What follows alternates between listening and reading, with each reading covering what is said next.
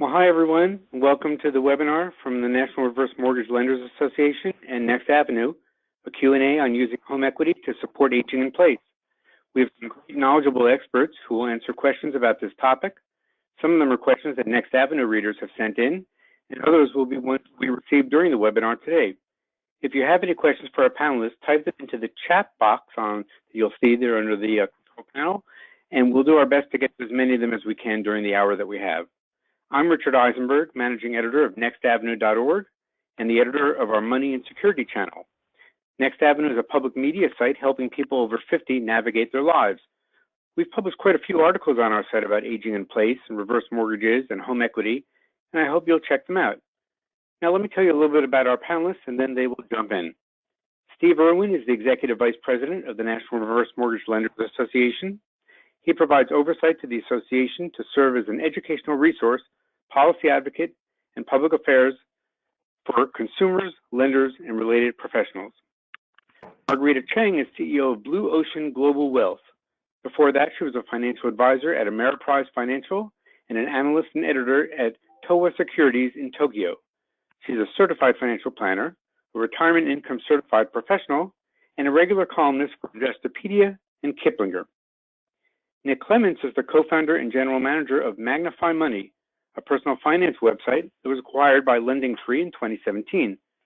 Previously, Nick Clements spent his career in consumer banking and lending at Citibank and Barclays.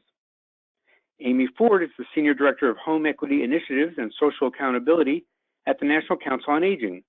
She leads the team in the Economic Security Division that provides education to older adults of low to moderate income who are considering accessing their home equity as part of a long-term planning strategy.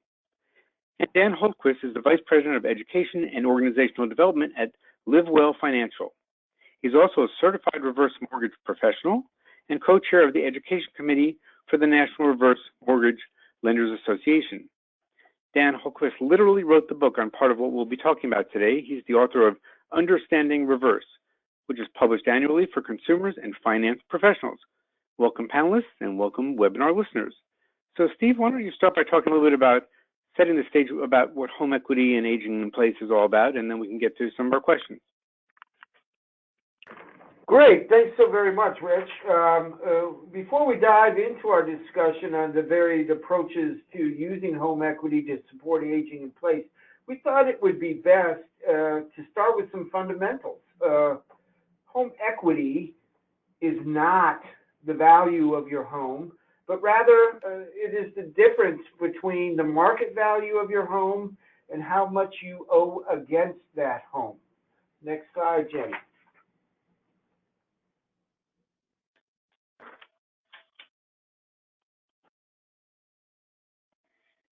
Equity, or home equity, is the difference between the home value and the debt against that home. We understand in that context that there are several ways to increase your home equity.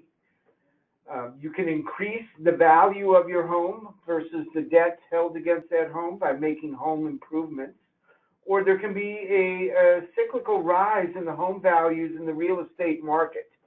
I'd note that just today it was announced that in the U.S., home prices have risen for 70 consecutive months since May 2012, with an annual increase of about 6%.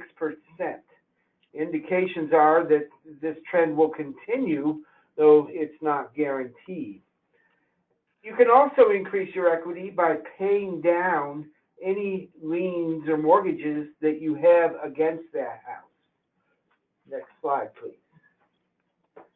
Today in the United States, senior homeowners, or those homeowners who are 62 years of age or older, are holding in excess of $6.6 trillion in home equity. Next slide. It's important that we understand that home equity has the potential to enhance retirement security because the home ownership rate exceeds ownership rates for most other types of financial assets. In fact, according to the Federal Reserve's 2013 survey of consumer finances, over 65% of American households own their property as their primary residence. This is in comparison to just under 50% of the senior homeowners that have retirement accounts. Just under 20% of those seniors have cash value life insurance policies. And about 13.8% have stocks, and another 10% have saving bonds to augment their retirement savings. Next slide. So the equity accumulated in a home oftentimes represents the largest component of personal wealth for a senior homeowner. The typical retiree household might have income from Social Security, a 401k, or other pension benefits. But the primary source of net wealth is that home. There are varied ways of extracting the equity out of a person's home to use for aging in place. There are home equity loans out in the marketplace, home equity lines of credit, cash out refinancing, or a reverse mortgage, which is a unique finance instrument which over 1 million senior homeowners in the U.S. have taken advantage of. Of course, there's always the option of selling the home and buying a less expensive one, or selling your home and moving into a rental property. Well, thank you very much. I'll hand it over and dive into some of the questions that people may want answered, but we did want to just start with the fundamentals about home equity. Thank you, Rich. Thanks, Steve. I appreciate that. And before we get to the questions, I'd just like to ask each of the panelists to just talk a little bit about what's on their mind regarding using home equity to support aging in place. So, Margarita Cheng, why don't you start us off? Sure. I think the takeaway for listeners is I want them to understand the importance, as well as their advisors that they work with, the importance of taking a holistic approach to financial planning and recognize that their home and the home equity is an important asset to consider as part of a comprehensive retirement plan. Thank you. And Nick Clements, what would you like to tell us? Thanks. I think for most Americans, a home is your single biggest purchase, which means in retirement, by definition, your home becomes your biggest asset. And as you try to figure out the best way to leverage your home, there are real, very good opportunities to do that, but it can be very confusing. And in fact, you might get a little nervous, a little confused, because there are so many different places where you can get information. You might be dealing with a salesperson and you're questioning the motives of that salesperson. Are they making money off of your transaction? And so what I'm really hoping for today is that you better understand the options that are available, that you better understand where to go to get good information to help you make that decision, and that ultimately you feel much more comfortable leveraging your most important asset in retirement. Great, thank you so much. And Amy Ford, what would you like to talk about? Sure. Hi, good afternoon.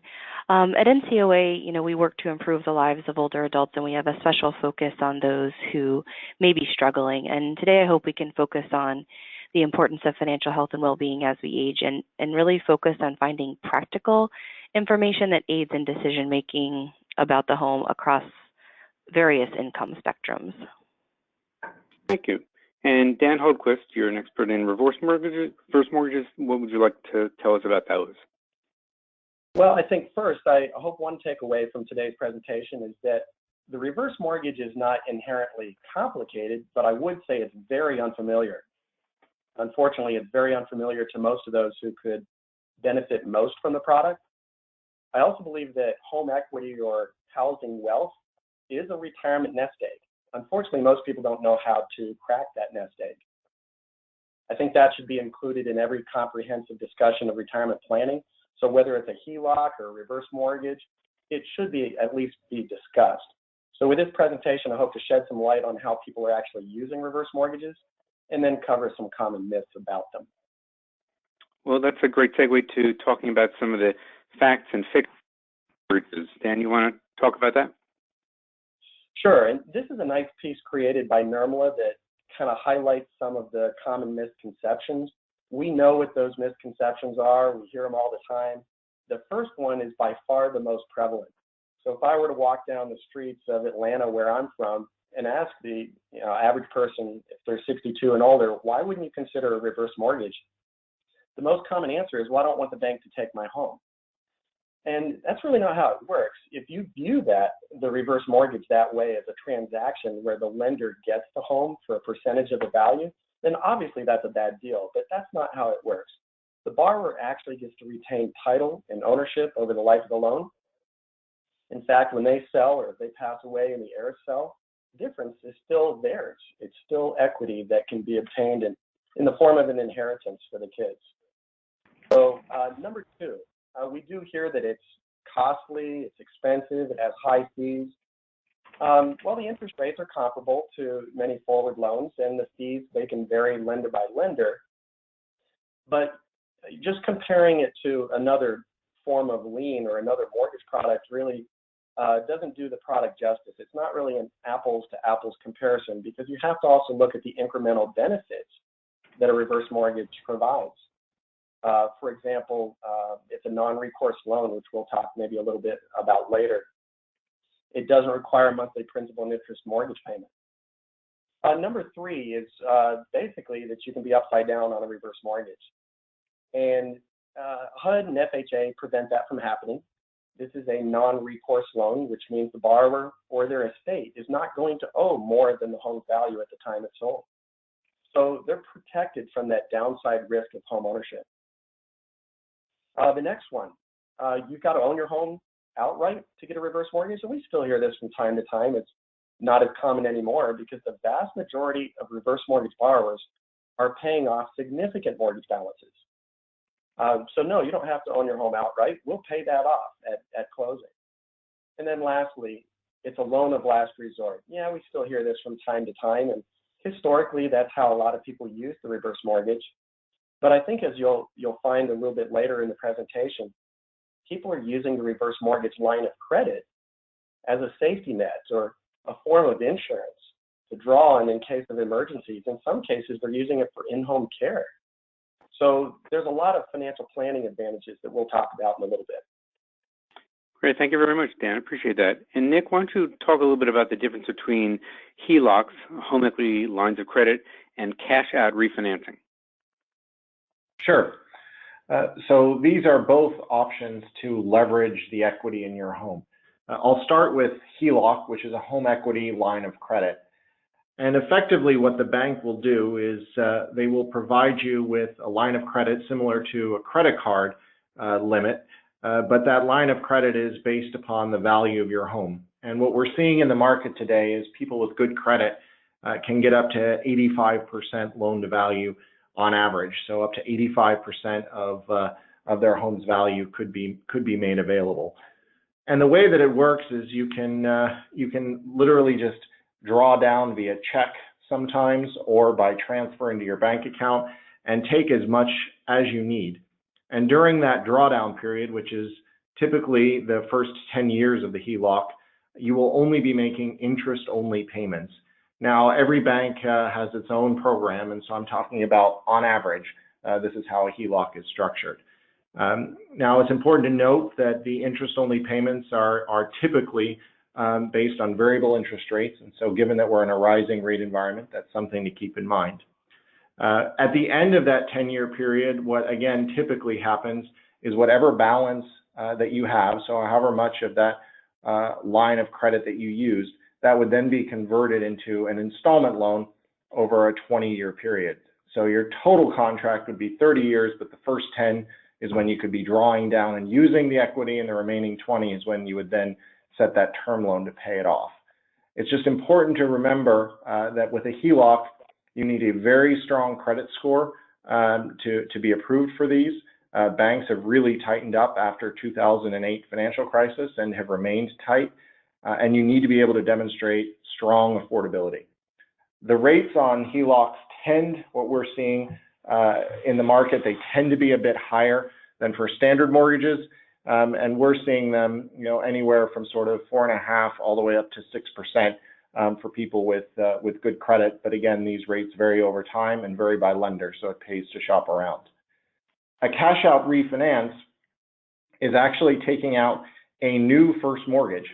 And when you take out that new first mortgage, you would have a couple of different places where the cash would go. The primary first mortgage that you have would get paid off, and then you could leverage the equity and have basically a check made to you. So if you could get both your first mortgage paid off and you could leverage some of the cash out. These loans, because they're first mortgages, are underwritten just like a traditional first mortgage. So the good news is you get first mortgage interest rates, which today are around sort of 4.4, 4.5%. So you get good rates. Just be careful because these are like any other first mortgage, which means you will be effectively resetting your term to either 15 or 30 years. And also you will need to meet all of the traditional first mortgage underwriting criteria, including credit score and affordability measures. Rich? Great, thank you so much. That's really helpful, appreciate it. So now we're going to go to some of the questions that we have received already, and I would tell listeners if they have other questions that come to mind as we're talking, to type them in, and we'll get to as many of those as we can. But the first question we got from one of our Next Avenue readers was this one. I'm 74, I'm running out of savings, and my Social Security income won't pay monthly expenses. I want to age in place. The value of the home is $250,000. My mortgage is $51,000. Is a home equity credit line really possible? So, Nick, what would you say? So I'll answer this in two ways. First, given the mortgage balance and the fact that most home equity lines of credit, as I mentioned, can go up to 85% loan to value, the good news is there is sufficient equity available. However, as I had also mentioned, banks are very strict with underwriting criteria, and affordability is a critical component of HELOC underwriting. And in that question, the reader insinuated that they are having difficulties making their current monthly payments. And so if your current income is not sufficient to meet your living expenses, it will likely be very challenging or difficult to get approved for a HELOC. All cases are different, but given that question, I think it would probably be a challenge to get approved for a HELOC. And Dan, what about a reverse mortgage? And why don't you explain what a HECM is? Sure. Yes. First of all, a HECM is a home equity conversion mortgage. It's the reverse mortgage that's insured by FHA. There are reverse mortgages that are not HECMs. They're fairly rare, but again, this is the government insured version. So one of the things when I saw that question that I noticed is age 74. Well, that puts them right in the average age of someone getting a reverse mortgage. Older borrowers generally qualify for a little bit more. Younger borrowers qualify for a little bit less. The other thing I noticed in the question is they made the statement, I want to age in place. Well, that's one of the first things that a reverse mortgage professional is going to ask. Do you want to stay in your home? Because if the answer is no, in the long run, then maybe this isn't a good option, but we do want someone to stay in the home for at least a significant length of time. So when you compare the two, we compare the cash out refis or the HELOCs with a HECM, there's no doubt that the HELOC is a lot cheaper product from a cost perspective. But it's also important to discuss the incremental benefits you receive from a HECM. And one of those is the optional payments.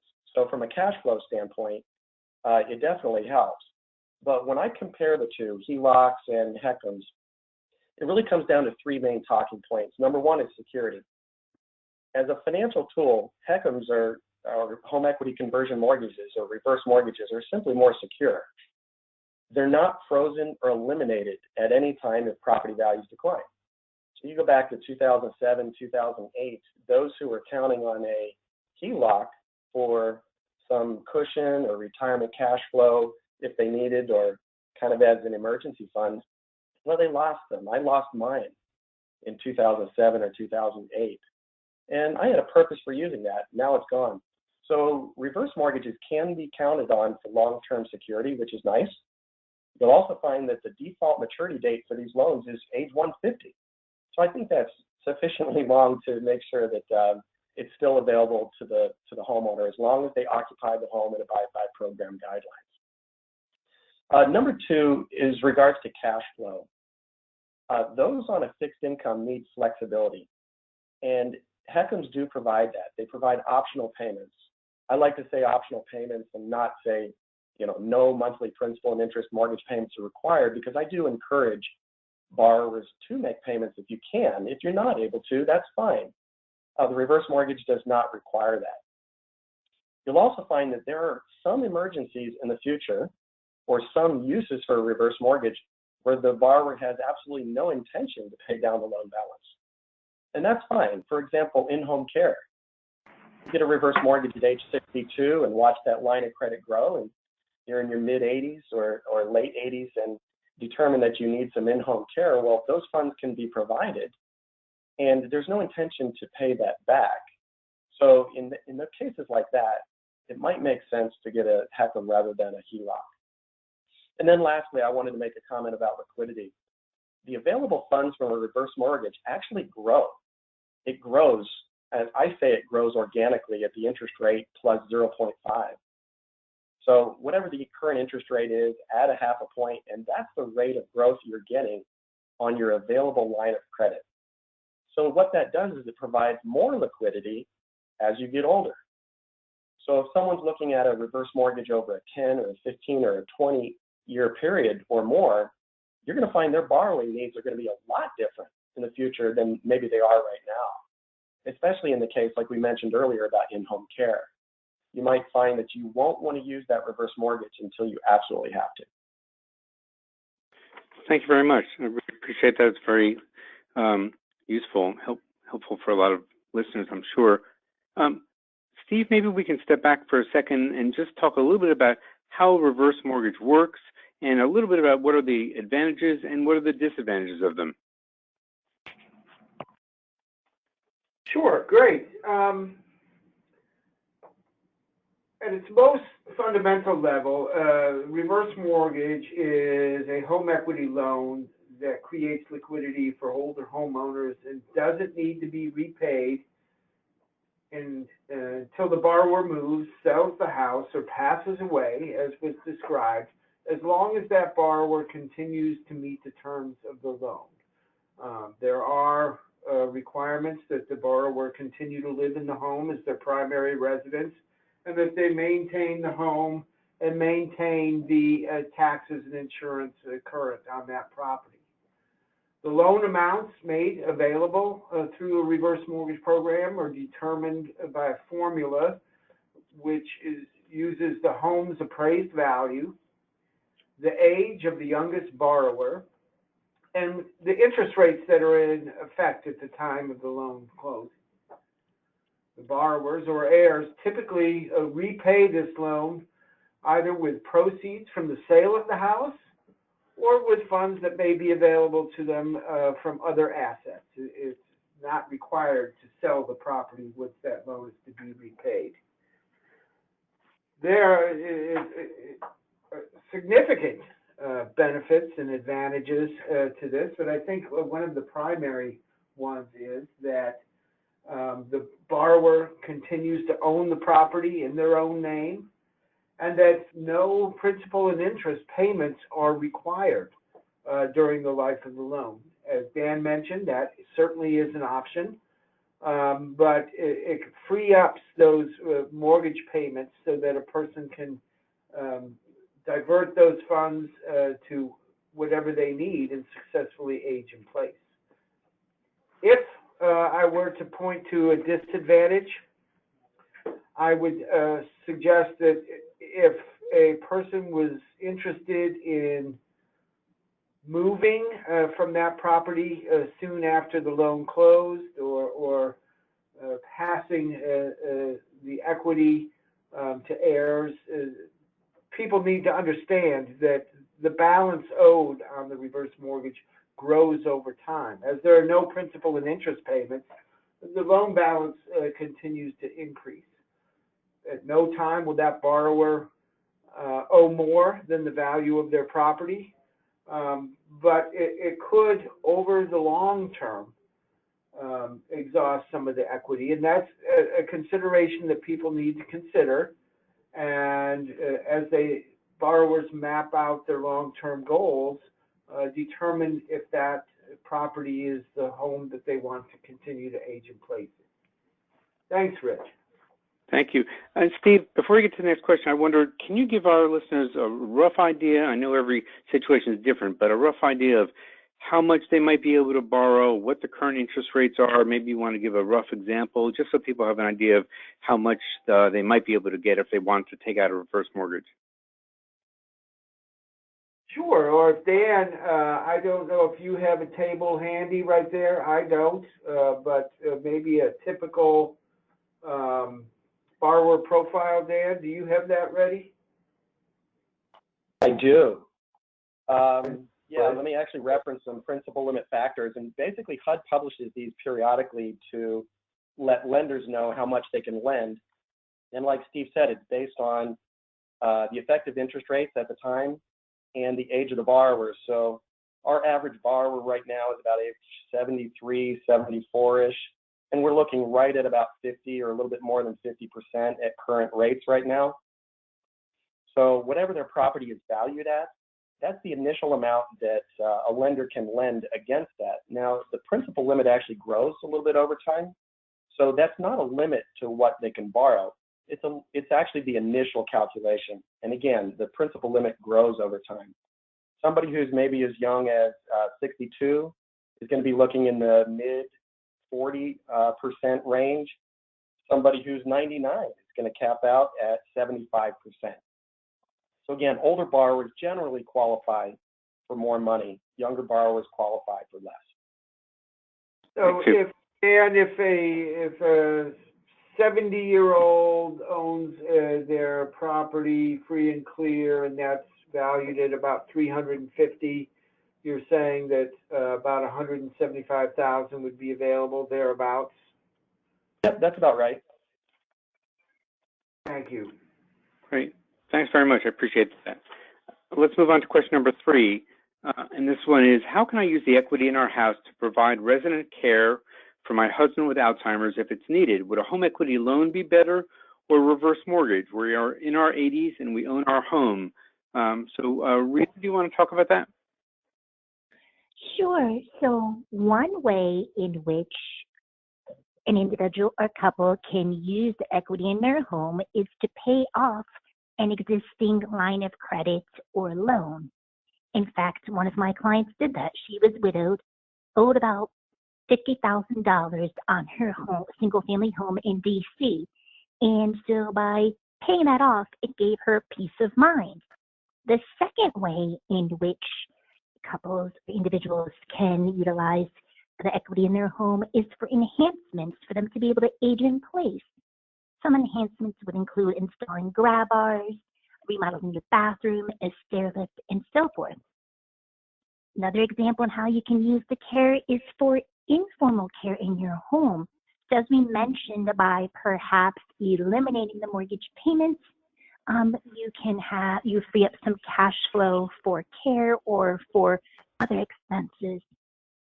And then finally, home equity can be used to pay for caregivers as well as family members or relatives who've had to stop working to take care of you. The thing that's very important to note is when homeowners are using the equity in their home, they are able to access it on a tax-free basis to be able to age in place. Great. Thank you very much. Using their home equity really does help people use their home to be able to stay in their home. Thank you. And Amy, can you talk a little bit about helping people to decide between a HECM, a reverse mortgage, or a HELOC, a home equity line? Because I think for some people they may say, well, they both sound like they might be worth doing, but I'm not sure how to decide one versus the other. Yeah, sure. I really like how this question was posed because it focuses on the specific problem the person's trying to solve and then sort of ask the questions around solutions. And I think getting real clarity on the pain point or what the problem people are trying to solve can sometimes help determine, the best next step.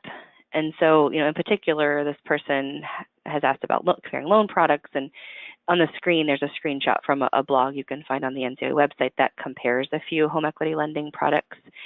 And essentially, I think it's really useful to think of key product features and the value you can gain from the different features, and then use that as a means or a lens to consider the choices. So even though the options available can sometimes feel kind of apples to oranges, there are some key features someone can consider in the context of their needs. So an example could be whether or not there are requirements around minimum monthly payments, which has come up, a couple of times, or how long borrowers could have access to funds, or, what actions might trigger a foreclosure, and so on. And sort of thinking of those features side by side could help determine, what's really valuable to you in terms of the problem you're trying to solve, and I think can help narrow the choices. Great, thank you very much.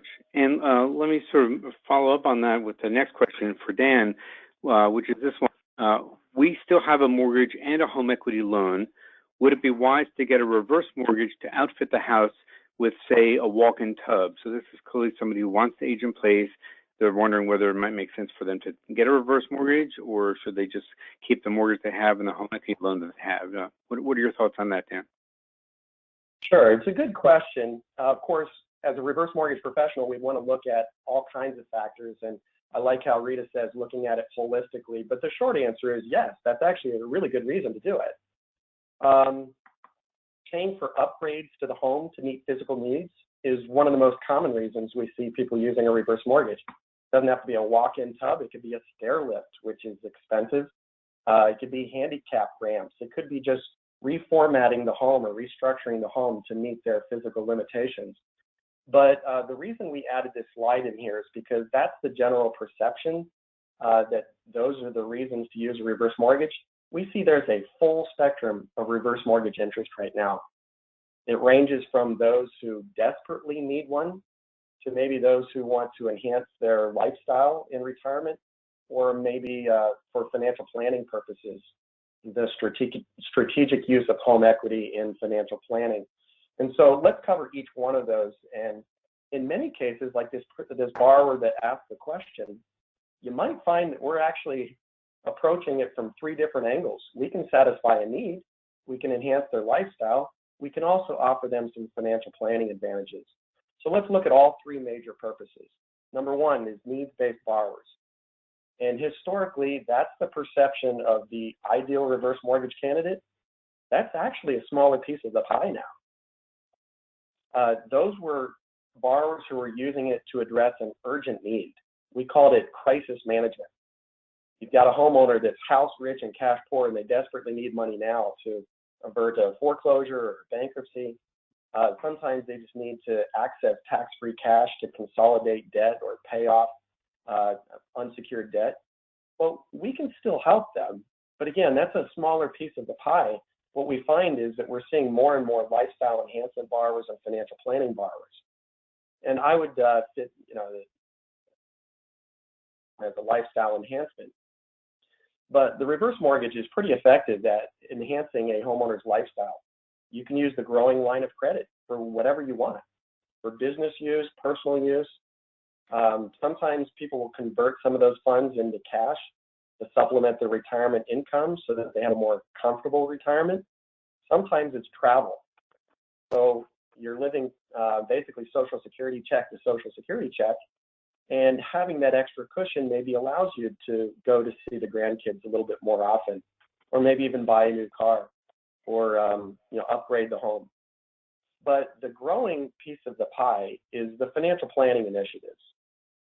And so we're seeing that people are actually getting a reverse mortgage at age 62, not because they need it, not because they need to enhance their lifestyle, but because they know down the road they might need it. And so they're using it as a form of insurance against longevity. What if I outlive my retirement funds? Maybe long-term care insurance is unaffordable, or maybe they're using it, home equity draws are not taxable like other forms of retirement cash flow. So you can actually draw less to meet your needs. And if you have any CPAs on the call today, you can actually manage their adjusted gross income to stay within the tax threshold. So there's all kinds of financial planning advantages that I think you'll find So again, it's a full spectrum of reverse mortgage usage right now. Thank you very much. So we're about a little more than halfway through.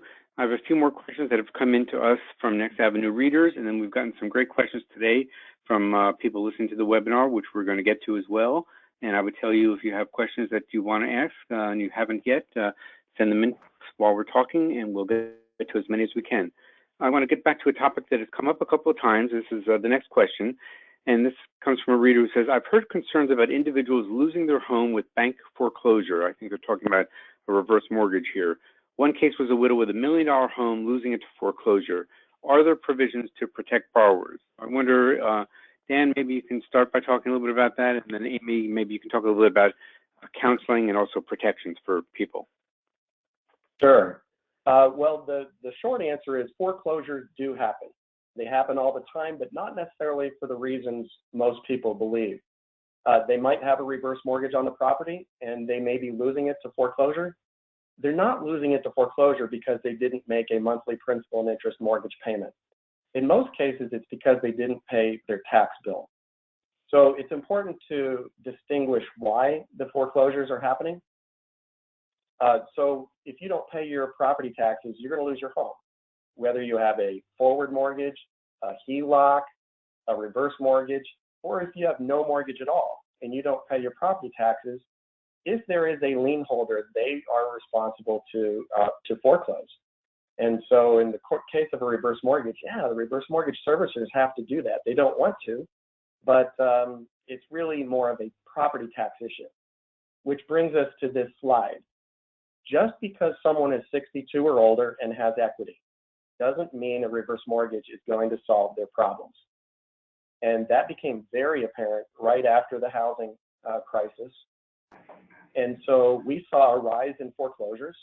And so we now have a policy, a regulation called financial assessment.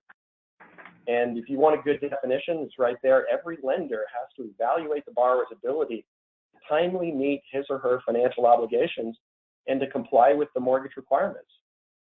Well, what mortgage requirements is HUD talking about?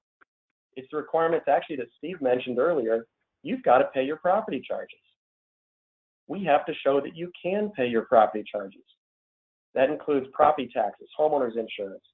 It could be homeowners association dues or condo dues or flood insurance or more. And so how do we do that? Because we're not qualifying them based on their really like a traditional debt to income ratio. Well, we actually have lenders that have underwriters that will examine three different things. They're going to focus on the sustainability of the loan by looking at three things. Number one, their credit history. So we are going to pull a credit report. Scores are really insignificant. We're looking at their credit history. We're looking at their property charge history. Have they paid their property taxes and other property charges? And we're looking at their residual income to make sure that they not only have enough to pay for their monthly requirements, but also that there is a cushion. And that cushion or that residual income calculation varies based on household size and geographic region. So that's the essence of financial assessment. And if an underwriter says, well, it's not sustainable because of 1, 2, or 3, then we may require what's called a life expectancy set aside, which is actually a very good thing. It can give the borrower, the lender, and FHA peace of mind that those critical property charges are going to be paid each year. And what we do is we set aside a portion of their principal limit to pay for critical property charges over a period of time. Again, that's called a life expectancy set aside. And Dan, just before I get to Amy, I just want to go back to something you said. You mentioned when you were talking about credit history, you said scores are insignificant. So just talk a little bit about whether credit scores have anything to do with somebody's being able to get a reverse mortgage or not. Does that come up at all? No, it doesn't. In fact, you generally don't even need scores unless it's a HECM for purchase, which we'll talk about a little bit later. If you're buying a home that we need scores, we're just not concerned with what they are. So there's no credit score requirements from HUD, but we do want to look at their credit history. And part of the reason we're going to pull the credit is because we want to know what are your monthly debt obligations, because that plays into the residual income calculation as well. So it's kind of a long-winded answer, but now because we've had those foreclosures, we have to show that they have the ability to sustain themselves with their current income. It's all about sustainability now. Thank you. And Amy, talk a little bit about the consumer protections for reverse mortgages. Sure. Yeah, and as we've mentioned, we did presume this question was specifically about HECM. So, of course, the consumer protections that are listed on the screen here are related specifically to the HECM. Historically speaking, there have been some issues with foreclosure in the HECM program, as Dan reviewed, due to the non-payment of property charges. And there is some housing counseling support for borrowers who are currently behind on these charges, and there is still work to be done in that area. However, upfront, there has been a number of consumer protections layered into the product features, which aim to protect borrowers from future issues. And just to kind of quickly run down a few, non-recourse loan, and this has kind of come up a couple of times, so I won't get into it, but essentially when the loan terminates, the estate aren't accountable if the loan balance crept higher than the home value. They won't owe more than the appraised value, essentially. I won't get into that more because I think we've covered that.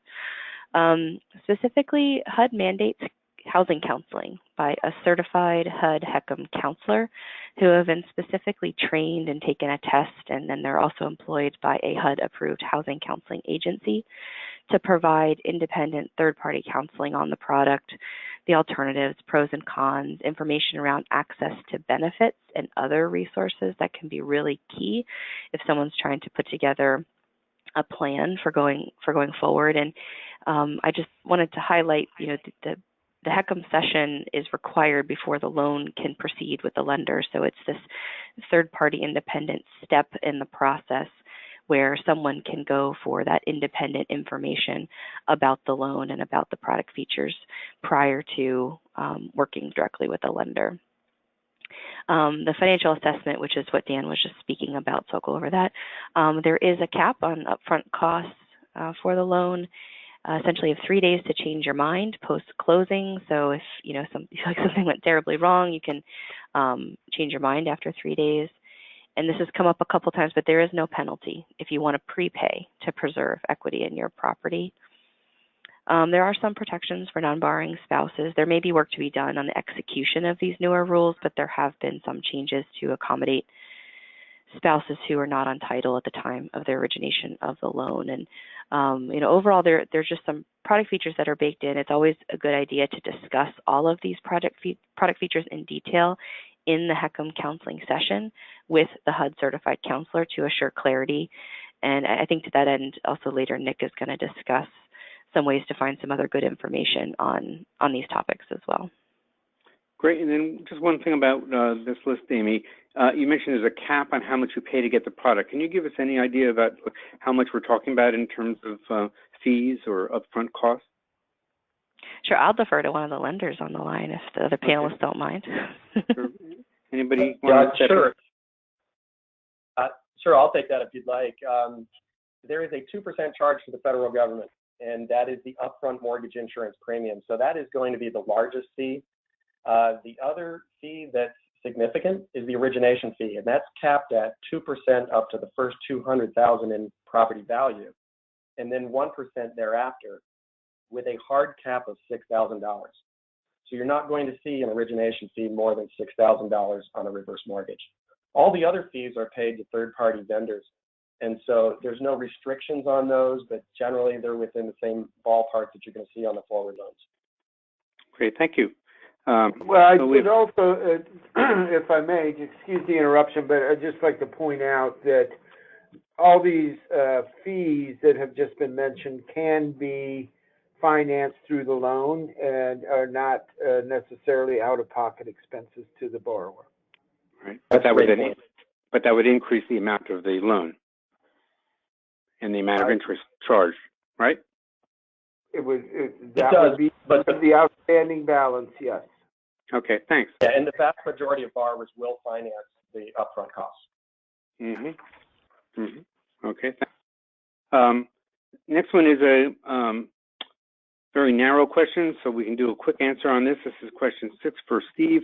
Are reverse mortgages available for co-op apartments in New York City? What's the answer to that? Not at this time. New York state law precludes reverse mortgage lending on cooperative units. Thanks. Great, thank you. Now, this has come up a little bit once before, but I think it's important for people to understand. The question number 7 is, I'd like to hear more about home equity reverse mortgages, specifically about the rules about Medicare or Medicaid being able to take your home if it's paid for. So I think maybe, Rita, you can just talk a little bit about whether Medicare or Medicaid or both ever come into play for people who are taking a reverse mortgage. Sure. First, I think it's important to separate the different programs and resources available to retirees. First, Medicare and Social Security payments are not affected by a reverse mortgage or home equity conversion mortgage. Medicaid is, because Medicaid is means tested. In other words, you can only have a modest amount of money or property, or both. Every state is a little bit different. So let's talk about my home state of New York. New York is more generous than most states. If you're 65 or older, you can have no more than $15,000 and so of some assets. Other states limit that to $2,000. So it's very important that you consult with an elder law attorney, because every state has specific rules and requirements about Medicaid. But in conclusion, your Medicare and Social Security payments will not be affected by taking out a reverse mortgage. Thank you. And then the next question is it possible to purchase a single-family house using reverse mortgage? I think this has actually come up a couple of times. What is the program and what is it called? Dan, you want to talk about that? Sure. The short answer is yes. There's a great product out there. It's called a HECM for Purchase. In fact, NRMLA did host a session earlier in the day that should be available. They did a great presentation on how the reverse mortgage for purchase works. And so, yes, there's a product that does just that. Sadly, many people are unaware that this product has been offered for nearly 10 years. It's a great product. Again, we call it a HECM for Purchase. Some people call it an H4P. But here's a good definition on your screen. A HECM for Purchase is a reverse mortgage that allows seniors age 62 or older to purchase a new principal residence using loan proceeds from the reverse mortgage. Now, the reason this is really important is because traditional financing often doesn't work for older homeowners on a fixed income. Some simply don't qualify for traditional financing. So the general perception is, well, I can't relocate. They're just not aware of the product that allows them to. It's a great program that allows them to relocate. Also, to fully appreciate it, you need to understand how things were done prior to 2008. You would have to qualify for traditional financing, season your residency in that house, and then refinance into a reverse mortgage, which means now you're paying 2 sets of closing costs and you're waiting for a year while you're making payments. And so it was highly ineffective doing it that way, and in many cases, people just wouldn't qualify. So now the HECM for Purchase program allows someone to purchase a home and get a reverse mortgage in one transaction. So I like to say that it's great for 3 different goals. Relocating, that's relocating to another geographical area to be closer to family members or to be down here in the South where I am. And so relocating is something that many times people want to do. Some want to upsize. And it's surprising how many people do this. It doesn't necessarily mean a bigger home. It just means a more expensive home, or the ideal retirement home on the beach, on the lake, maybe a golf course, or if you've seen the active adult communities that are being built right now, they're very impressive and the amenities are terrific. They're just expensive. And so in many cases, people will upsize to maybe a more expensive home. And then we also see people that will downsize. And the real advantage of downsizing, you can see on the right-hand side of your screen. This is an example of someone who has a gain on sale of $200,000 on their existing home and downsizes to a $100,000 home. Well, if their principal limits are 60% of their property's value, well, then you could get $60,000 from the reverse mortgage, $40,000 from the funds from your sale, leaving you $160,000 cash remaining that you might be able to use for retirement purposes to supplement your retirement savings. And so we know that baby boomers are famous for being having a disproportionate amount of their wealth tied up in real estate and not necessarily in retirement savings. Well, this is one of those ways that you can actually crack the nest egg, move to a home that better meets your physical needs or less maintenance in a condo or a townhome or a single story master on the main instead of a 5-bedroom, 3-bath house on 2 stories. And so you can actually combine the HECM for purchase with some of the financial planning initiatives, crack that nest egg, and now you have an extra $160,000 to work with. Thank you. I want to get to the last question that came in from our Next Avenue readers in advance, and then I want to get to a few of the questions that came in during the webinar. This last question, I think, is one that's on a lot of people's minds, and it's how do most kids feel about their parents tapping into their equity? I think this is for a reverse mortgage, and why? Steve, do you want to talk about that? Sure, thanks. I mean, this is a very tough and personal question that families will have to carefully consider. You know, do families want parents to be able to pay their expenses while they are living? Do families want their parents to successfully age in place? Should parents focus on their own needs as they age, or should they focus on transferring wealth across generations?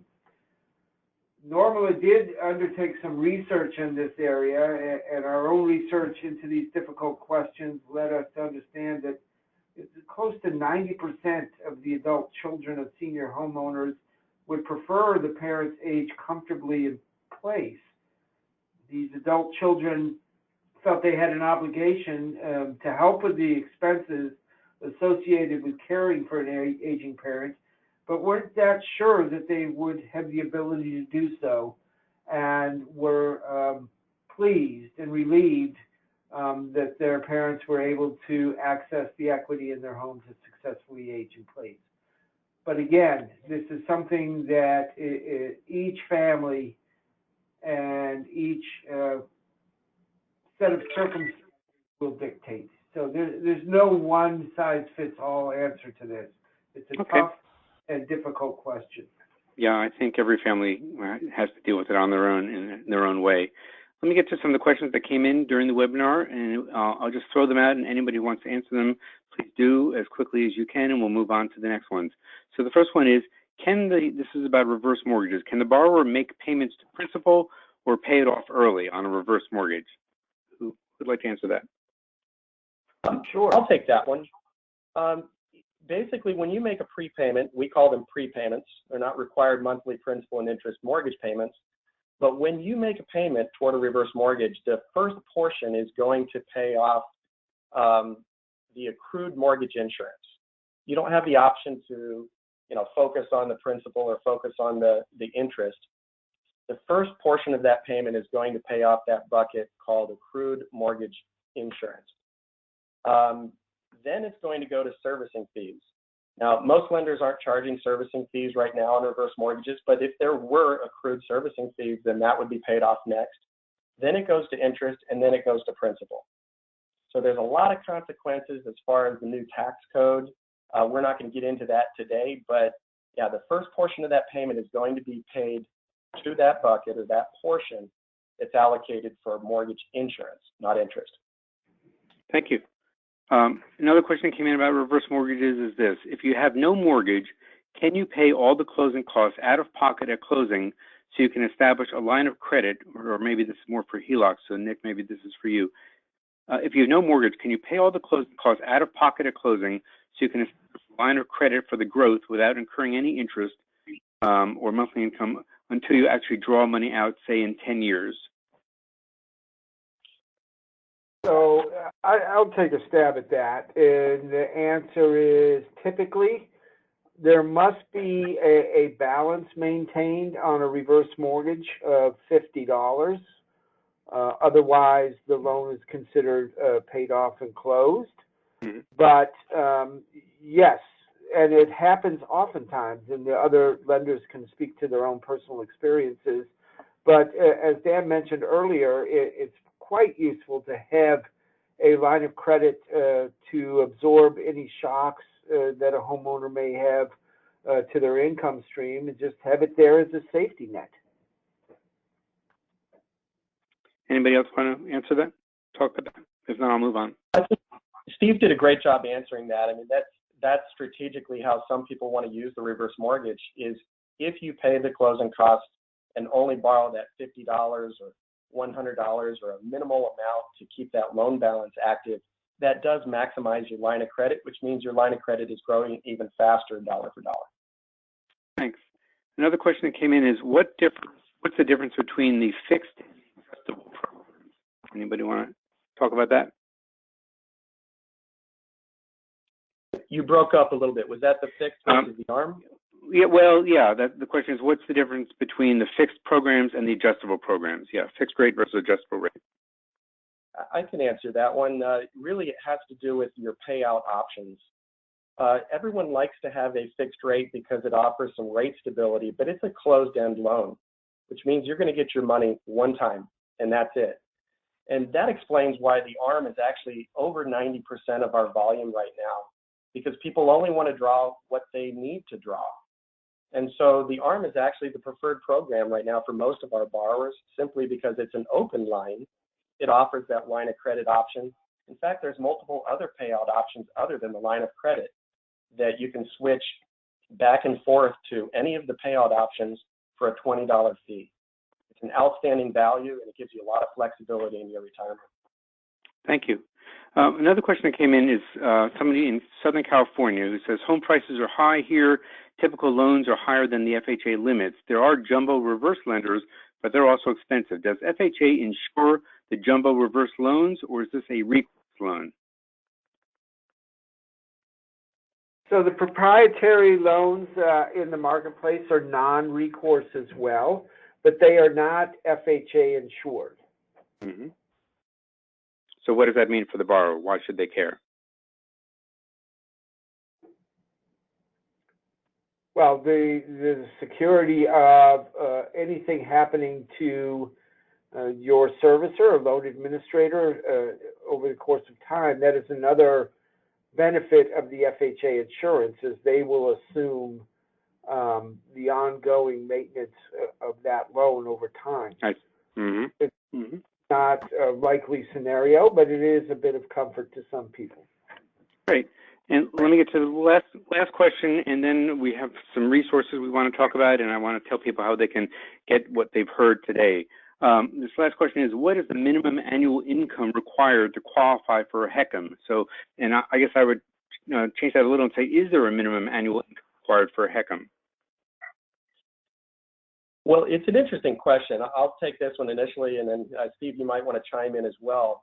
I posed the question in some of my trainings, can someone with zero income qualify for a reverse mortgage? And the answer is yes. And it's through a process we call asset dissipation. So one of the first questions we might ask as a loan originator is, well, how much have you saved in your 401k or IRA? Because we can actually dissipate that. You don't have to liquidate it. It just means that we could assume that a certain portion of income could be derived from that asset. So it's called asset dissipation. So the short answer is no, there's no minimum income. We just want to make sure that what we count as your income is sufficient to have some residual income left over. Okay. Steve, anything you want to add to that? I think Dan covered it quite well. Thank you. Okay, great. So we're just out of time. I just want to mention, I'm sorry we didn't get to talk about this, but we have more information and shopping information and resources that are all in part of the handouts that you should see on the side here. So I really encourage you to read those. The National Council on Aging has a really good one, Use Your Home to Stay at Home. If you go to reversemortgage.org, you'll find a lot of useful information about reverse mortgages. The Consumer Financial Protection Bureau has a discussion guide about reverse mortgages. So I think those are all very useful.